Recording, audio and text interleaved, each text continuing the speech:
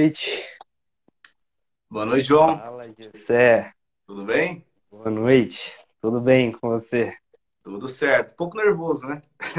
Também estou começando aqui essa aventura, né, nas redes sociais.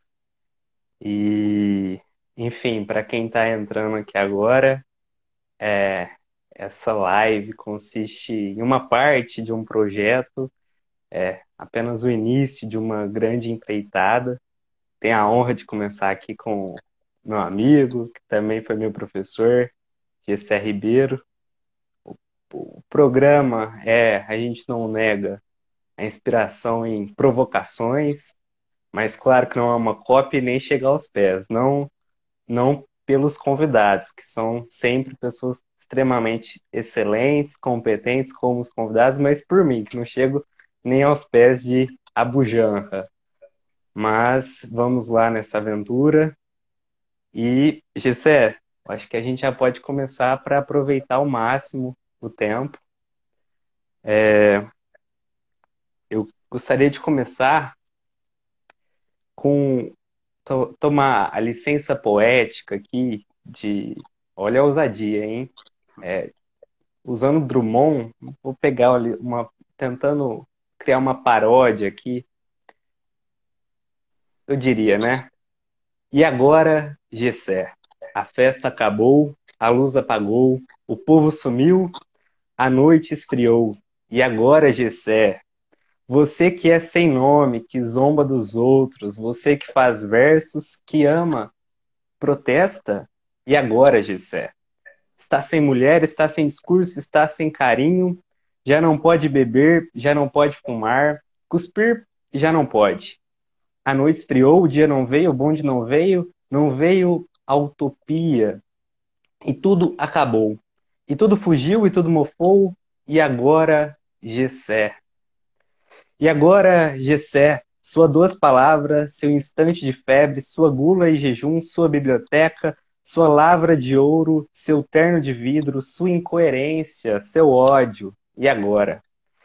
Com a chave na mão, quer abrir a porta. Não existe porta. Mas morrer no mar? Mas o mar secou. Quer ir para Minas? Minas não há mais. Gessé. E agora? Se você gritasse, se você gemesse, se você tocasse a valsa vienense, se você dormisse, se você cansasse, se você morresse, mas você não morre, você é duro, Gessé. Sozinho no escuro, qual bicho do mato? Sem teogonia, sem parede nua, para se encostar, sem cavalo preto, que fuja a galope.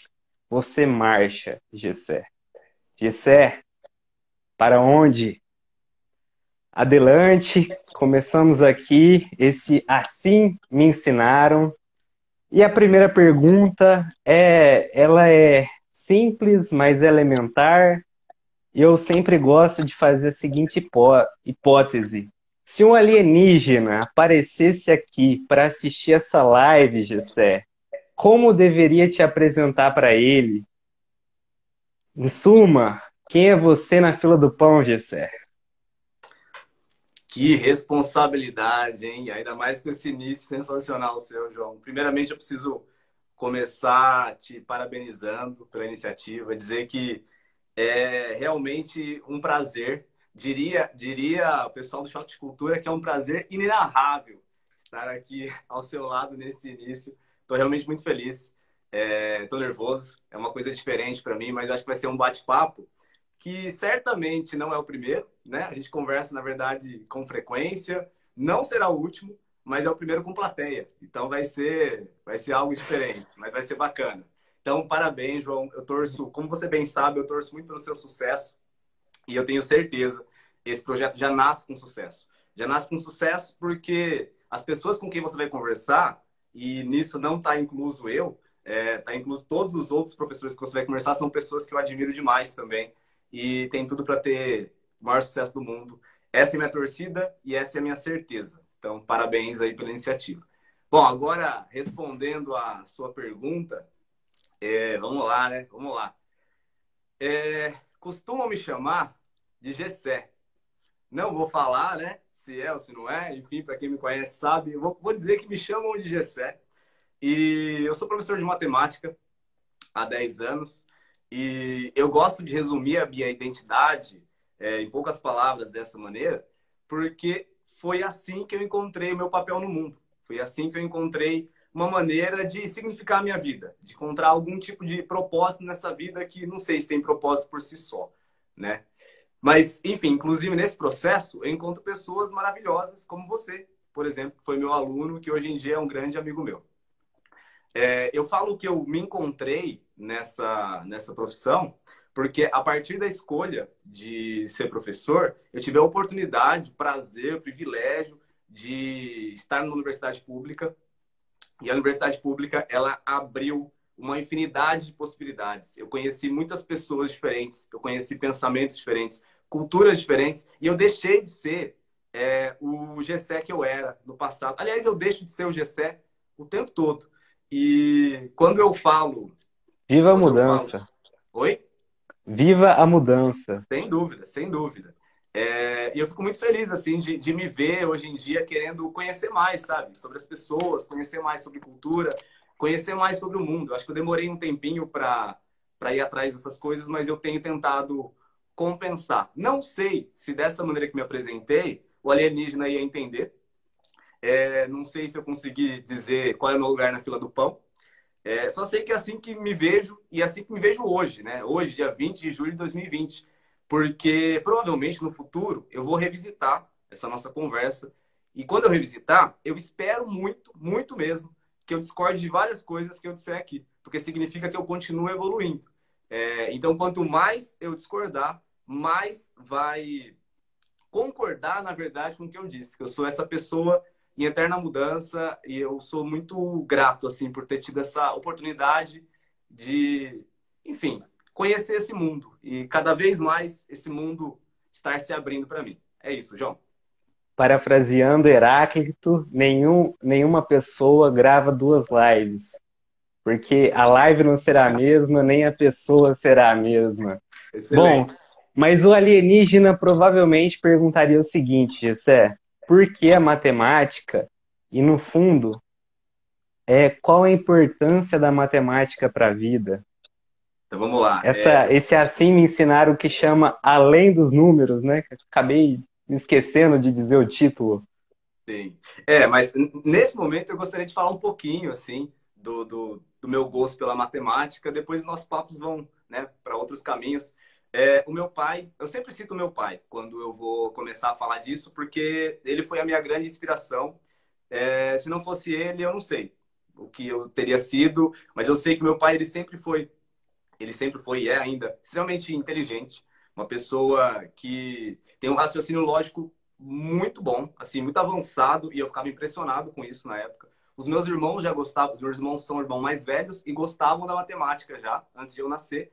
E eu, como irmão mais novo, queria copiar eles, né? Então, eu queria copiar e, se possível, superar os meus irmãos. O meu pai, ele transformava a matemática em um jogo, em um desafio. Tanto é que ali atrás tem alguns jogos matemáticos, eu sou apaixonado até hoje por isso.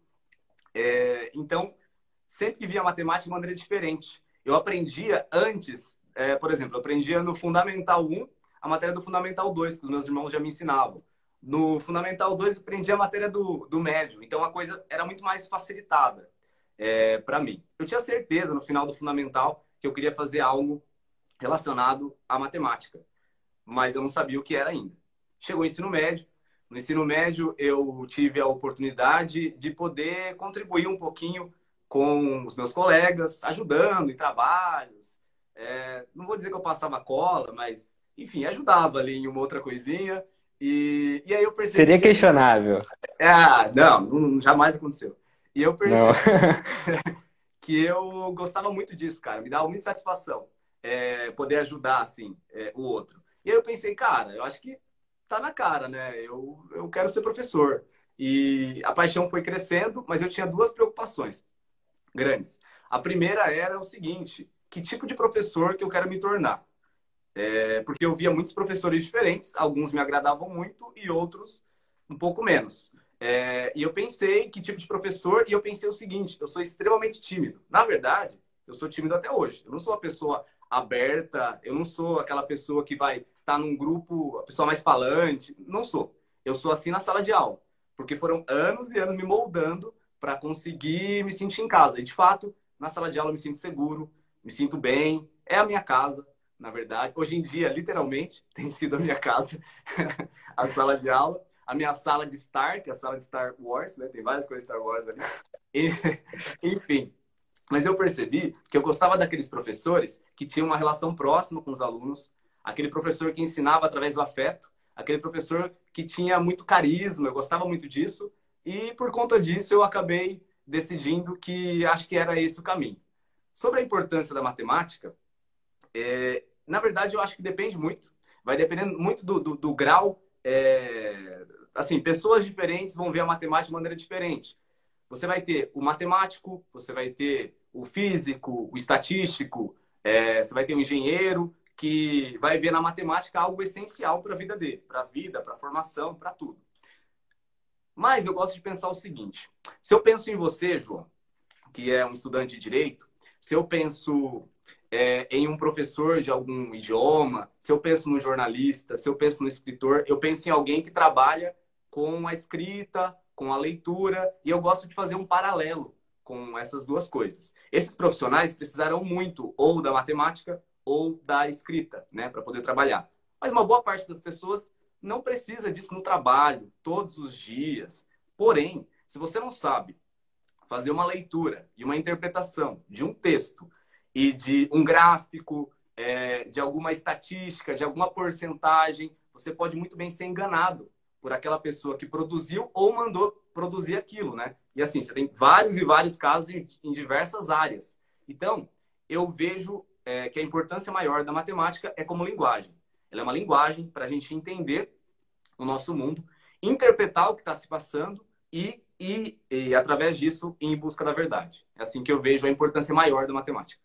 Então você falaria que a matemática era para não ser enganado. Com certeza. Mas uma pergunta, Gessé. Se Sim, você não fosse matemático, o que você seria? E além disso, sim. se não fosse matemático, seria você? A resposta fácil, a resposta que eu sempre dou, assim, se fosse para falar em uma palavra, eu diria que eu seria provavelmente psicólogo. Mas essa resposta não é fácil, não. Eu parei, pensei bem sobre ela e eu percebi que na época da Por que adolescência, psicólogo? eu acredito que... Bom, primeiro que eu me interesso muito pelo assunto. Qualquer coisa que eu leio sobre psicologia, eu percebo o poder que a psicologia tem para tornar a vida das pessoas melhor, sabe? E eu não estou falando de uma pseudopsicologia, enfim, eu estou falando de algo realmente comprovado que ajuda as pessoas. E não sei, eu vejo nessa ferramenta algo muito importante na vida das pessoas que mais sofrem, sabe? Porque eu acho que alguns sofrimentos talvez sejam maiores do que outros. E uma das maneiras de você conseguir curar isso, ou pelo menos amenizar isso, é através da psicologia. Eu admiro muito quem é da área e seria uma área que eu seria muito feliz. Porém, quando eu era adolescente, eu gostava muito de linguagem, né? Já falei de linguagem, vou voltar a falar. Então, talvez eu seria, como eu gostava muito de ensinar, pode ser que eu optasse por ser professor, fizesse letras e aí desse aula de português e alguma língua estrangeira. Não seria impossível isso. É... Porém, ao longo da vida, eu fui me interessando por outros assuntos. Na verdade, mais recentemente, fui me interessando por filosofia, pelas ciências humanas, de maneira geral. Hoje em dia, eu me interesso talvez até mais por essas ciências do que pela matemática. Não que eu não goste, continuo gostando muito de matemática, mas o meu interesse para pesquisar, para conhecer, é muito maior para outras áreas. Eu tenho me interessado muito por artes, de maneira geral, principalmente cinema. Então, assim, são muitas opções. Mas, se eu for ser justo e não ficar em cima do muro, eu acho que seria psicologia, mas eu acho que eu daria um jeito de puxar para a educação. Eu talvez trabalharia no departamento de orientação educacional de uma escola, talvez eu desse aula na universidade, não sei, mas seria algo relacionado à educação. E hoje, você não pensa em fazer um curso de psicologia? Então, tem um problema, né? em muitos lugares. Costumo dizer que se eu fosse o marido da Rochelle, ela ia poder falar, né? Meu marido tem 5 empregos. Então fica um pouco difícil. Mas não é uma coisa impossível para o futuro, né? E, de certa maneira, João, na verdade, tem um colégio que eu dou aula em que eu sou, além de professor de matemática, eu sou professor de habilidades socioemocionais. Eu sou tutor de uma turma e, de certa maneira, eu trabalho em parceria com a psicóloga do colégio. Então, assim, eu sinto que eu já estou exercendo de alguma maneira, bem lá no fundo, sabe? Mas eu acho que eu já Uhum. consigo, de repente, ajudar um pouquinho algumas pessoas através disso aí. Então, não sei se eu vou chegar a fazer, mas que eu vou sempre tentar aprender mais e mais sobre isso, eu vou. E se eu seria quem eu sou, então. Eu penso o seguinte: os meus alunos costumam falar que eu sou o professor das piadas ruins, né? Dos trocadilhos e tal. E na real, cara, eu gosto muito disso. Assim, eu vejo que tem bastante a ver comigo, porque é algo que eu gosto de Das fazer, piadas ruins ou dos comentários? de tudo Sobre as ruim. piadas ruins. Ah, não, das piadas, comentários, enfim, é uma coisa que eu acho muito, muito legal, cara. É, tipo, eu sei que tem gente que não gosta, mas, enfim, quando eu decidi ser professor, o meu critério como professor foi: eu vou ser o professor que eu gostaria de ter. E o professor que eu gostaria de ter era um professor bem-humorado, que tivesse feliz, que tivesse, ou pelo menos passasse isso, e essa é a minha maneira de passar. Eu não sou bom contando piada, eu não sei, eu não sou um cara engraçado.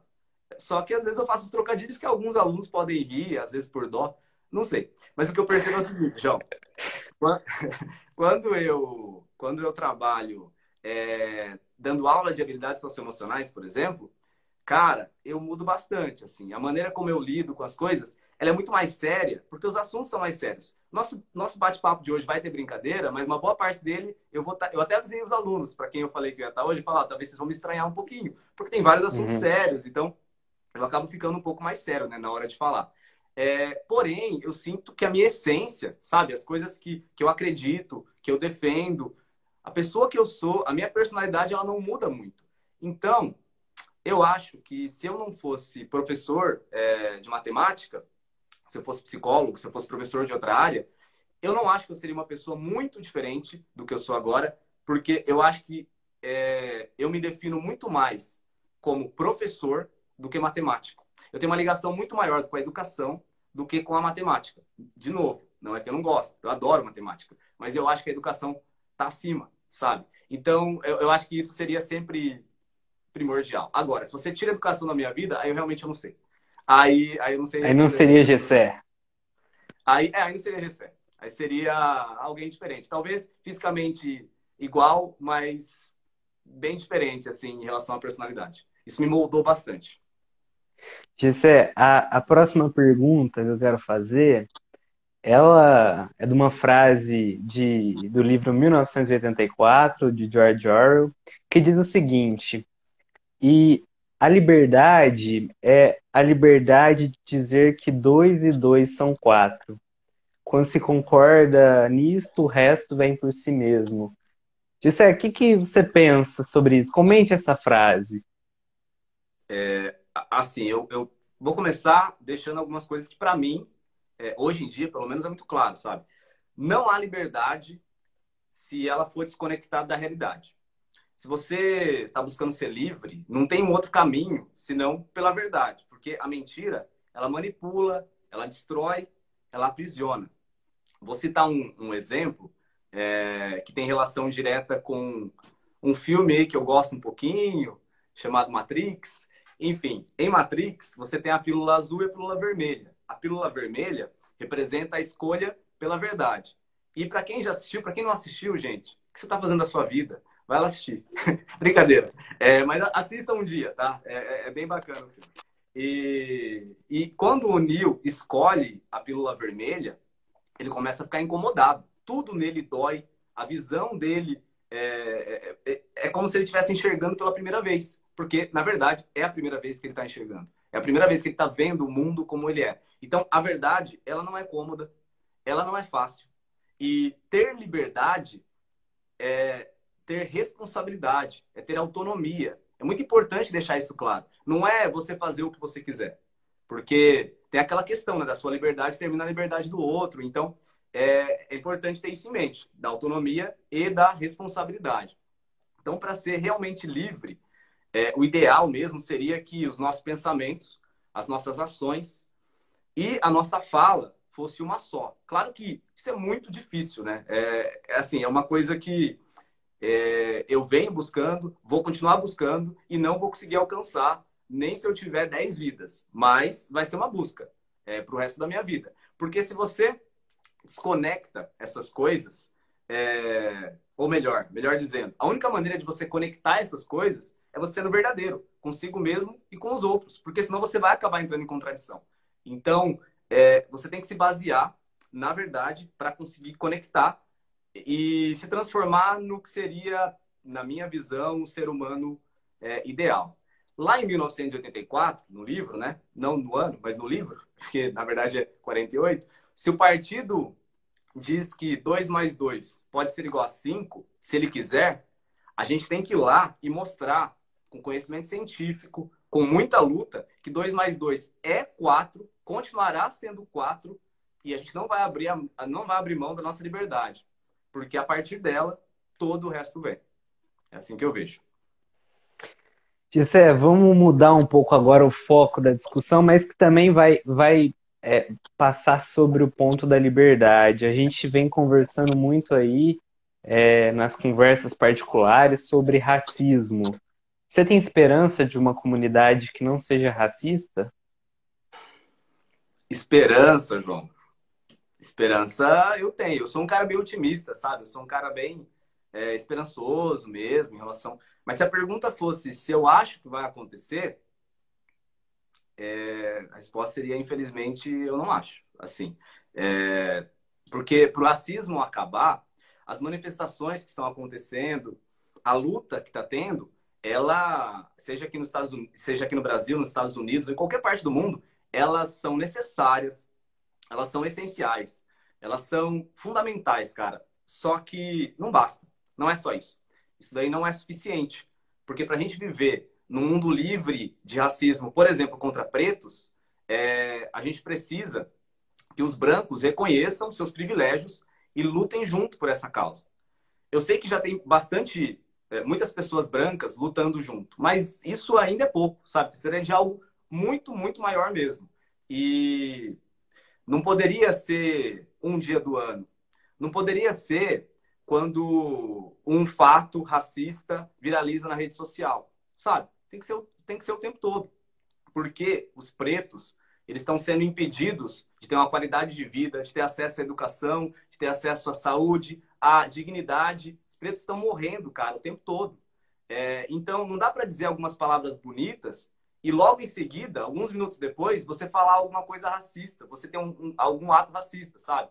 Porque o racismo, ele é estrutural. Então, a gente precisava reformular a estrutura. Então, a lógica me mostra que o racismo nunca vai acabar.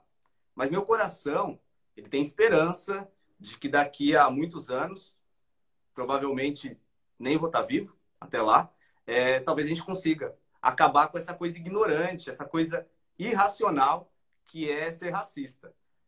Então, como a pergunta é sobre esperança, eu tenho esperança, sim.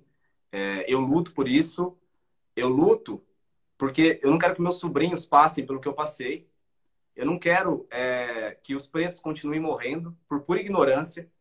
E eu acho que essa é uma das maneiras para a gente ter um mundo com menos desigualdade e mais feliz para todo mundo, né? E não só para uma parte da população. Tem uma frase do Roberto Mangabeira Unger que eu cheguei a comentar com você, que diz que a esperança ela é consequência da nossa ação e não causa da nossa ação. Então, tomara que com essas lutas venha a esperança, né? Gessé, agora vamos voltar naquele ponto sobre a educação que você estava falando. E eu queria perguntar, você que trabalha, está sempre em contato com jovens, qual que você acredita que seja a principal dificuldade da presente juventude que está aí, que está rolando, como se diz? A gente está num mundo caótico, né? tá difícil, um mundo de pós-verdade, um mundo de fake news. Tudo é polarizado nesse mundo. Então, eu acredito que uma grande dificuldade da juventude é saber em quem confiar, quais ideias eles podem confiar, né? Na verdade, não só a juventude, mas eu acho que principalmente. Então, é exatamente por isso que se eu pudesse deixar algum ensinamento, seria o seguinte: é muito importante que você ouça opiniões diferentes. Mas, assim, tenha em mente que discurso de ódio não é opinião. É muito importante que você tente se manter bem informado, mas sempre verifica se a informação que chegou até você, ela é verdadeira. E o principal, porque isso nunca pode faltar.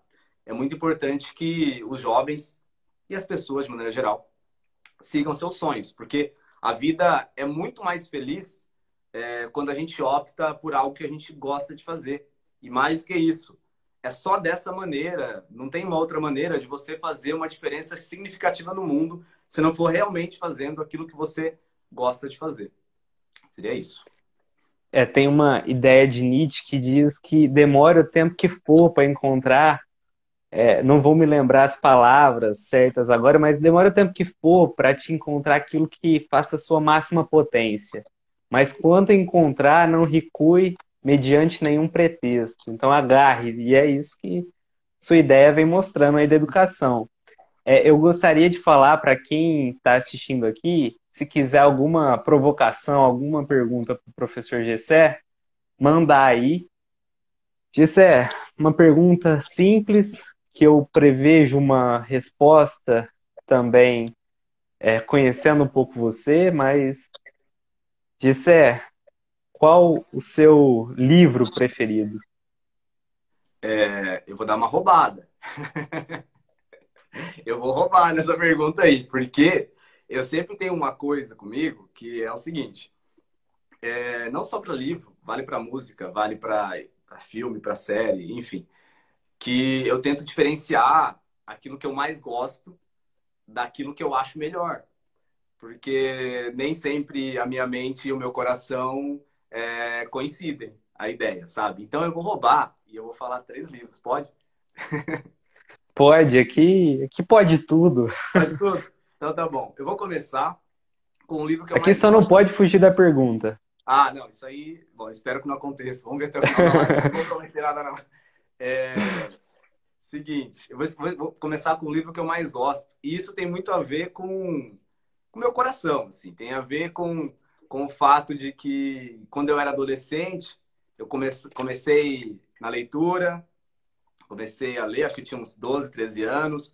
E aí eu lembro que eu ia na biblioteca da minha cidade, cidadezinha pequena, 15 mil habitantes. Biblioteca pouco Qual que utilizada, é essa cidade? São Lourenço da Serra. Ironicamente, a menor cidade da Grande São Paulo. É uma cidadezinha de 15 mil habitantes a 30 quilômetros de São Paulo, pertinho de São Paulo. E, cara, a biblioteca da minha cidade, muito pouca gente ia nela, sabe? E quando eu comecei a ler, eu fiquei viciado. Ixi, eu fiquei viciado. E a bibliotecária costumava falar que eu era a pessoa que mais ia lá. Ela reservava um livro para mim, assim, que ela sabia que eu já ia aparecer toda segunda-feira lá para buscar 1, 2, 3 livros às vezes. E aí, eu li muitos e muitos livros do Sherlock Holmes e muitos livros da Agatha Christie na minha adolescência. Acho que eu li mais de 50 livros da Agatha Christie. E um deles em especial, tô com ele aqui, eu acho que eu seria injusto comigo mesmo se eu não dissesse esse livro, que é esse daqui, ó. E não sobrou nenhum. Que o nome antigo dele era O Caso dos 10 Negrinhos. Cara, eu gosto muito, não sei se você já leu, enfim, a história é realmente muito boa. Tem algumas adaptações para cinema, para série, mas o livro é superior. Bom, então esse é o que eu mais gosto. Agora eu vou falar o melhor. E aí, já teve um spoilerzinho aí, porque você citou algumas coisas né? Enfim, cara, não tem outro, cara. Esse livro, ele é impressionante. Eu fiquei pensando, mas tem Fahrenheit 451, mas tem A Revolução dos Bichos, mas tem Admirável Mundo Novo. Cara, mas tem 1984. Não tem jeito, cara. Esse livro aqui realmente é sensacional e, enfim. Inclusive, tem 2 filmes dele. Um desses filmes foi feito em 1984 mesmo, o outro foi feito em 56. Os dois são muito bons. Eu gosto mais do filme de 1984. E se você aí não gosta tanto de ler, assim, tem preguiça de ler, né? Tem lá suas 400 páginas, pelo menos vá atrás do filme, que o filme é muito bom também. Fica a dica aí para vocês. E agora eu vou dar uma indicação de livro, porque apesar de tudo eu sou matemático, né? Então eu preciso falar, pelo menos puxar um pouquinho a sardinha para matemática. Trouxe um livro aqui, ó. O Homem Incalculável, do Malbataan. Cara, excelente livro. É um livro, assim, que eu acho que não é só para quem gosta de matemática. Claro que quem gosta de matemática vai gostar mais ainda. Mas eu acho um ótimo livro para você apresentar para quem é adolescente e gosta, sim, mas a matemática às vezes não é legal, tal. Você lê um livro desse aqui, você se apaixona. Então, é isso. Acho que esses são... não seriam os três que eu mais gosto, mas eu coloquei em categorias diferentes. Porque foi assim que eu consegui me desapegar dos outros que tem ali na prateleira.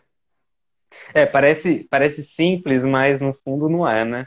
Não é, É, não é, não é. e a outra pergunta vem nesse sentido. E eu acho que para você, como alguém que é admirador da sétima arte, vai impactar essa pergunta aqui, vai fazer muitas inimizades para quem estiver assistindo aqui, né, Gessé? Apesar de ser muito previsível também, é, qual o seu filme preferido, Gessé? Esse é difícil, né, cara? Esse aí, cara, esse daí eu fico muito na dúvida. Esse daí realmente é difícil. Esse aí eu tô um pouco na dúvida. Peraí, tô até tentando buscar ajuda aqui nas coisas que eu tenho em casa. Não sei. Olha só, tem que dizer aqui. Muito Não bom, sei. muito bom.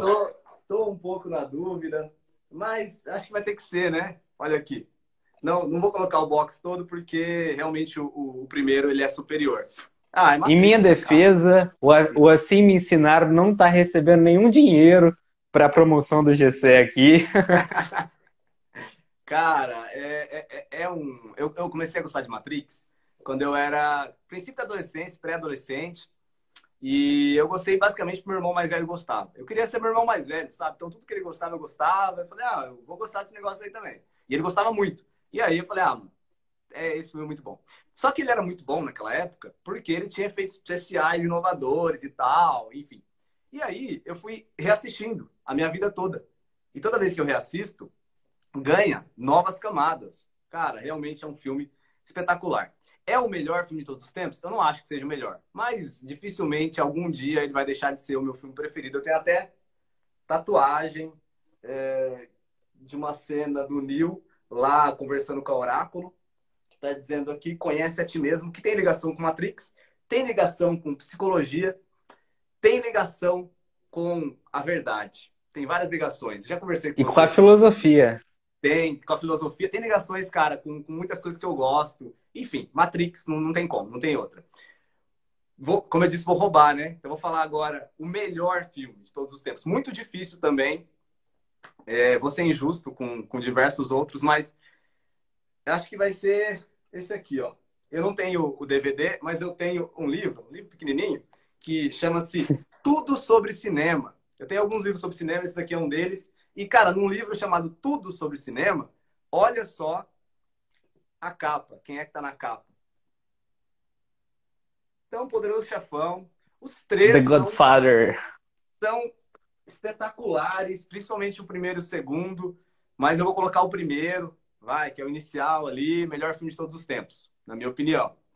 Se você não assistiu ainda, você aí que tá ouvindo, assista, não assiste. O Matrix, você pode até assistir só o primeiro. Se você gostar, continua assistindo. Mas esse aqui, cara, assiste a trilogia, que nossa, é absurdo. Aí eu vou deixar uma indicação também, aquela roubada, como eu falei pra você. Minha indicação, filme recente, filme, filme diferente, filme que a gente assistiu junto, inclusive, né, João? Cara, é um filme sensacional, é um filme inesperado, cheio de reviravoltas. É um filme para mostrar que o cinema bom não está só em Hollywood. O cinema bom, ele está aqui no Brasil, ele está na Europa, ele está lá na Coreia do Sul. Parasita é a minha indicação. Se você ainda não assistiu, por favor, é o primeiro filme em 92 anos de premiação do Oscar, o primeiro filme estrangeiro, de língua estrangeira, a ganhar como melhor filme. Então, faça esse favor para você mesmo e assista Parasita também. É isso. Que eu, assim, com todo respeito, não tinha grandes expectativas, e aí mostra um grande preconceito que a gente sempre tem, né, arraigado aí. Por isso que eu gosto da hipótese do alienígena, porque o alienígena talvez seja a imaginação com menos preconceitos para a gente fazer a suposição, né? Mas Sim. realmente Parasita é um livro que mexe com a gente, né? E assim, Um filme. é, Você falou livro. É porque é um, você assistiu só o trailer, né? eu só Não sabe assisto onde os que é o filme. trailers do filme. Mas realmente é um filme que mexe com a gente. Eu quero fazer uma pergunta antes das duas últimas perguntas, que talvez sejam as mais importantes dessa nossa conversa, que eu queria que não acabasse, mas o tempo, né? Sim. Enfim, Gissé, tem alguma pergunta que você gostaria de responder que eu não fiz aqui? É, acho que essa pergunta, a pergunta é simples e a resposta também vai ser simples, mas ela é bem significativa para mim, assim. Acho que a pergunta seria, se você voltasse no tempo, voltasse lá na época da adolescência, principalmente na época antes de eu pisar na universidade pública, tá? Assim, se a pergunta fosse para mim, né? O que eu falaria para o Gessé daquela época? O Gessé antes dessa transformação absurda que teve na minha vida.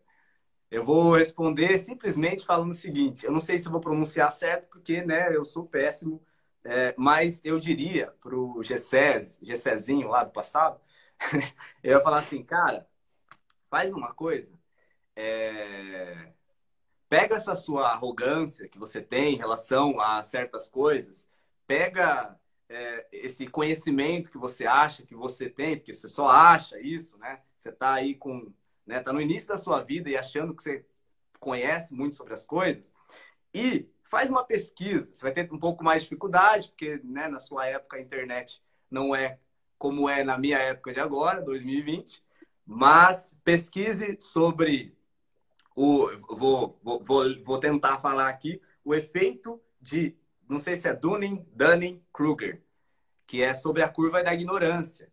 Porque quando a gente começa a descobrir um pouquinho sobre um assunto, a gente tende a achar, e acho que isso vale para o ser humano de maneira geral, eu, você, todo mundo, a gente tende a achar que por conhecer um pouquinho a gente é especialista no assunto. Então, essa curva, vou tentar mostrar a curva aqui.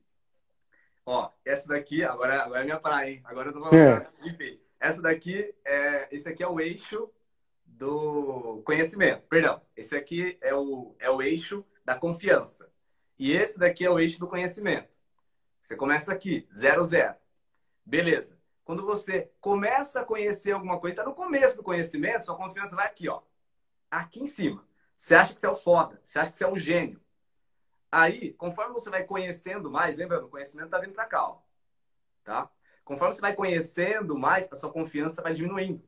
Você vai percebendo que você sabe menos daquilo que você achava que sabia bastante. Até que chega no momento que você fala, cara, na verdade eu não sei nada sobre isso. É como você, quando você é bebê, e aí alguém coloca a mão no seu rosto assim, parece que o mundo desapareceu, né? O seu mundo é só aquilo. Você vai crescendo, o seu mundo vira a sua casa. Você cresce mais, o seu mundo vira o seu bairro. E conforme você vai crescendo e conhecendo mais lugares, você vai descobrindo que tem muitos outros lugares. E aí, de repente, hoje em dia, por exemplo, eu sei que o mundo é muito mais do que os lugares que eu já fui. O mundo é muito mais do que São Paulo, do que Minas Gerais, do que o Brasil. Enfim, então, quanto mais você conhece as coisas, mais você percebe que você desconhece. Tem muita coisa que você não sabe, que você ignora muita coisa. Então, eu diria isso. Já que eu era o sabichão da época, eu diria isso. Vai pesquisar sobre isso e leva muito isso em consideração, porque isso vai acontecer ao longo da sua vida. E daqui a 12, 13 anos, sei lá qual seria o GC do passado, você que está aqui, ó, nessa curva, você vai estar aqui, ó. Só que você vai ser muito mais sábio nesse momento aqui. Porque você vai saber o tamanho da sua ignorância, porque agora você não sabe. É isso que eu diria pro GC do passado. Não tem como não arrepiar com essa reflexão e também não tem como não lembrar de Dark para quem assistiu, né? E uma frase que Perfeito. de Isaac Newton, né? As pesquisas dizem que são de Isaac Newton, que, que o que nós sabemos é uma gota, o que nós ignoramos é um oceano, e, talvez a sabedoria resida no conhecimento da ignorância em si mesmo, né? E gosto sempre de pensar que enquanto o futuro for infinito, a nossa ignorância também será infinita, de alguma maneira. É, Gessé, agora queria reservar um bom tempo para essas últimas duas perguntas, e são perguntas que mexem muito comigo, que eu acredito que também afete todo mundo que está aqui assistindo, em algum momento do futuro ou agora ao vivo. Gessé, tem uma música do Belchior que diz que a felicidade é uma arma quente. Gessé, felicidade é uma arma quente? Bom, João, quem sou eu para discordar de uma música, de um trecho de uma música do Belchior que faz referência a uma música dos Beatles? Quem sou eu para discordar disso aí? O máximo que eu posso falar é algumas palavras em concordância com isso e tentar entender pelo menos um pouquinho dessa frase. Eu penso assim, para você conseguir chegar na felicidade, muitas vezes você precisa de alguns pré-requisitos. E dois desses pré-requisitos podem ser a luta, o esforço. E a gente trava uma batalha para conquistar um momento que, a maior parte das vezes, passa muito rápido, né? Não é uma coisa duradoura. Naquele momento, a gente se sente protegido. A gente se sente aquecido pelo disparo feito por uma arma que ainda está quente, em direção à felicidade. Porém, passa pouco tempo, às vezes passam poucos segundos, ela esfria, a felicidade diminui e a gente segue batalhando para alcançar momentos como aquele, momentos inesquecíveis como aquele. Então para mim, assim, a felicidade, muitas vezes, ela é breve e passageira, a maior parte das vezes é breve e passageira. Mas quando a gente finalmente alcança, a gente imediatamente dá conta de que a gente vai fazer de tudo e mais um pouco para conseguir chegar em algum momento como aquele. E aproveitando que você falou desse gênio chamado Belchior, tem uma frase dele que, aliás, só eu tenho duas camisetas aqui comigo, João. Uma delas você conhece bem, olha só, Ah, Balbúrdia. E a outra camiseta que eu tenho, ela diz o assunto que eu vou falar aqui, ó.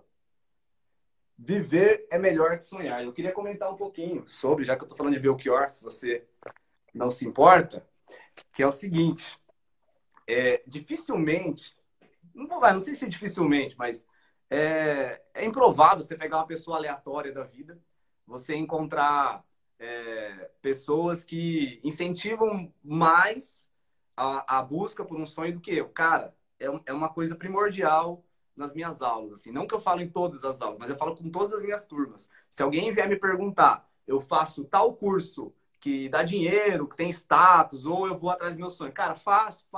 Se você quer ouvir de mim, que você quer fazer um curso lá que vai ter segurança e tal, se você quer ouvir de mim que é isso, é a sua escolha, não vai ser de mim que você vai ouvir isso. É melhor você falar com outra pessoa, porque eu sou muito a favor da busca pelo sonho. Inclusive, eu costumo falar que hoje em dia eu tenho o privilégio de viver o meu sonho, o sonho que eu tive lá atrás. Na verdade, a vida que eu levo hoje em dia, João, ela é eu não conseguia imaginar essa vida, sabe? A minha vida realmente, ela teve uma transformação em todo, em tudo, cara, em todos os segmentos da minha vida, assim, ela melhorou bastante. E parando para pensar sobre isso, né? E agora já com o distanciamento do tempo, eu não tô tão velho assim, mas eu tô bem mais velho do que naquela época que eu sonhava. Dá para eu falar o seguinte, que sonhar é muito bom, sonhar é muito importante, mas viver, cara, é sempre mais importante. Não tem nada mais importante do que a vida. Não tem nada mais importante do que aproveitar cada momento da melhor maneira que for possível. Porque a gente só acha que a gente tem tempo, quando na verdade é o tempo que nos tem. E isso é uma coisa muito maluca, cara. E esse tempo que a gente acha que tem, ele passa muito rápido. É um período muito breve. Se você pensar no tempo, o tempo nos tem durante muito pouco, durante um curto período. Se você pensar no tempo como um todo. Então, o que eu diria é o seguinte: sonhem, sonhem bastante, é importante, mas acima de tudo, vivam, porque viver é melhor que sonhar e a felicidade é uma arma quente. Uh, Gessé, tem uma pessoa aqui perguntando qual o assunto. Eu acho que o assunto é a vida. O assunto Perfeito. não dá para resumir. O assunto é a vida, em especial a vida de Gessé Ribeiro em uma live. Gessé, uma das dificuldades da live é que a gente não consegue olhar no olho da pessoa, porque a nossa tendência é olhar para a gente ou tentar olhar no olho, que na realidade não é a câmera, né? Então Sim. fica sempre essa confusão. Mas eu queria olhar nos seus olhos agora para fazer uma pergunta que virá em todas as entrevistas do Assim Me Ensinaram, que é, Gessé, o que a vida tem que ter para valer a pena? Bom, eu preciso confessar primeiro que eu já tinha o roteiro em mãos antes, né? Então eu tive tempo para pensar, porque essa pergunta, meu Deus do céu, que difícil. Mas eu percebi que desde o início eu já sabia a resposta. Eu só estava teimando comigo mesmo para ver se eu encontrava uma outra resposta mais plausível, mas eu já sabia a resposta desde o momento que eu li. E para mim, cara, o amor é a essência da vida, porque sem amor não há respeito pelo próximo. Sem amor, o ser humano ele perde uma grande capacidade que ele tem, que é a empatia. Se você não cultiva o amor das pessoas da sua família, dos seus amigos, você não vai ter momentos de felicidade verdadeira mesmo, sabe? Se você não recebe amor, você pode se tornar a pior pessoa do mundo. E se você não dá amor para ninguém, você pode achar que você é a melhor pessoa do mundo. Ambas as coisas são tristes, são solitárias e são destrutíveis. Então, para mim, para a vida valer a pena, a vida tem que ter amor. Não teria outra definição melhor. Gessé, eu gostaria de encerrar antes disso, agradecer muitíssimo a quem está assistindo, a você em especial por estar começando esse projeto aqui, esses momentos que agora vão fazer que as minhas semanas fiquem mais ansiosas para chegar segunda-feira para poder conversar com pessoas que de fato mudaram a minha vida. Eu acho que não seria eu se essas pessoas não tivessem passado de alguma maneira pela minha vida. Algumas passaram por mais tempo, outras por um curto período, como foi o seu caso. A gente ficou, eu tive aula com você um só ano, e Sim. talvez o ano mais corrido da minha vida, que sem dúvida foi o terceiro colegial. Gessé, muito obrigado, então, e eu vou deixar que você encerre com a resposta é, da próxima pergunta, que é uma pergunta já existente e que eu vou repetir, porque eu acho que ela é impactante. Gessé, o que a vida tem que ter para valer a pena? Como eu disse, a vida tem que ter amor. E eu acho que eu não tenho palavras suficientes para conseguir demonstrar isso, então eu vou pegar emprestado algumas. Na verdade, são até muitas palavras de uma pessoa chamada Henrique Vieira, ele que fez uma música em participação com Emicida. A música chama Princípia, foi lançada no começo desse ano, foi uma das músicas que eu mais ouvi, ou melhor, foi a música que eu mais ouvi esse ano, e é uma das músicas que eu mais ouvi na minha vida, e vou seguir ouvindo, acho que pro resto da minha vida mesmo. Então, gostaria de ler para vocês. Depois, se vocês puderem, vão atrás, porque ele faz uma leitura muito melhor do que a minha. Vejo a vida passar num instante. Será tempo bastante que tenho para viver? Não sei, não posso saber. Quem segura o dia de amanhã na mão? Não há quem possa acrescentar 1 milímetro a cada estação. Então será tudo em vão, banal, sem razão? Seria. Sim, seria, se não fosse o amor. O amor cuida com carinho, respira o outro, cria o elo. O vínculo de todas as cores dizem que o amor é amarelo. É certo na incerteza, socorro no meio da correnteza. Tão simples como um grão de areia. Confunde os poderosos a cada minuto. Amor é decisão, atitude, muito mais que sentimento. Alento, fogueira, amanhecer. O amor perdoa o imperdoável, resgata a dignidade do ser. É espiritual, tão carnal quanto angelical. Não está no dogma, deixa eu só virar um pouquinho aqui, senão não vou conseguir ler. Não está no dogma ou preso numa religião. É tão antigo quanto a eternidade. Amor é espiritualidade, latente, potente, preto, poesia. Um ombro na noite quieta, um colo para começar o dia. Agora vem a minha parte que eu mais gosto. Filho, abrace sua mãe. Pai, perdoe seu filho. Paz é reparação, fruto de paz. Paz não se constrói com tiro, mas eu miro de frente a minha fragilidade. Eu não tenho a bolha da proteção. Queria eu guardar tudo que amo no castelo da minha imaginação. Mas eu vejo a vida passar num instante. Será tempo bastante que tenho para viver? Eu não sei.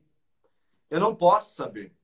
Mas enquanto houver amor, eu mudarei o curso da vida. Farei um altar para a comunhão. Nele, eu serei um com o mundo até ver o ponto da emancipação. Porque eu descobri o segredo que me faz humano. Já não está mais perdido ela. O amor é o segredo de tudo. E eu pinto tudo em amarelo.